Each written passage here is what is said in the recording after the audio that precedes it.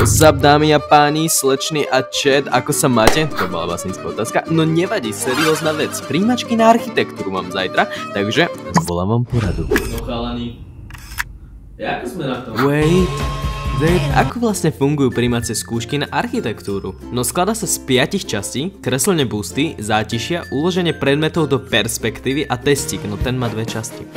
OK, pokračujme. No a vieme na testík? Ja ne. Jak si? Dáme sa. Takže jo, hej. Ale ne, drovinský nás úplne poťahajú. Veľa záberov nie je, lebo bolo striktne zakázané používať kamery, telefóny a dokumentovacie zariadenia. Ale pár fotík mám. Tak všetci sme sa zišli a zaradili nás do skupín a also nám dali miesta, kde budeme sedieť. Mali sme im odovzdať občiansky a taký harmonogram. Tak všetkých by som vás poprosila občiansky a harmonogram. Ale čup, nemáme na to celý deň.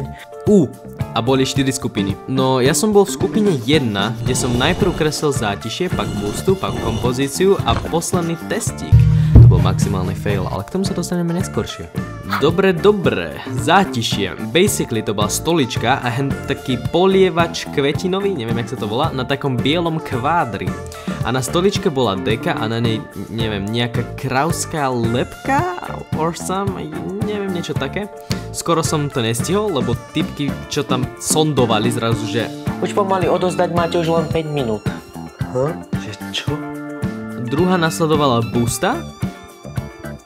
To bol Cezar, to som ale že neskutočne acel. Potom sme mali obednú pauzičku, tak sme aj so spolužiakom a takým typkom, ktorý bol na 2 hodinách spánku, išli do Mekáčika.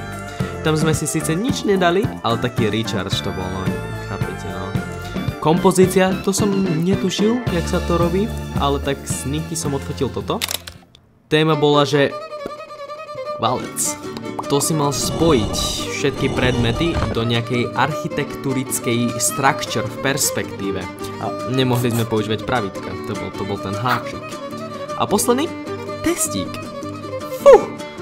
No to už nebolo také, no. Ale na to, že som sa do toho ani nepozrel, ten testík mal 8 minút a 25 otázok, väčšinu som nevedel, že o čom tárajú, ale tak mal som whopping 58%.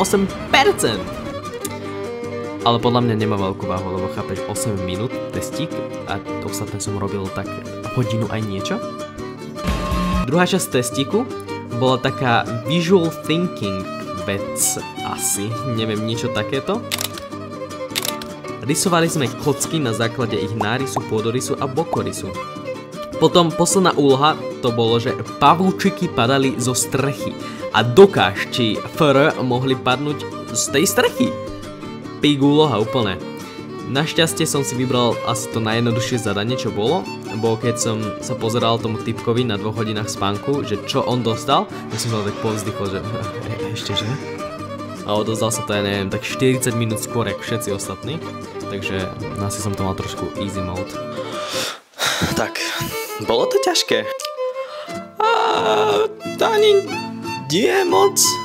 Keď viete kresliť, že to vyzerá tak estetik, aspoň do nejakého pointu, že to nevyzerá jak proste hovno, tak to dáte low za dno, akože v tom problém nie je. Tá perspektíva, to si stačí spraviť raz, alebo ísť úplne YOLO, jak ja, že si to nerobiť.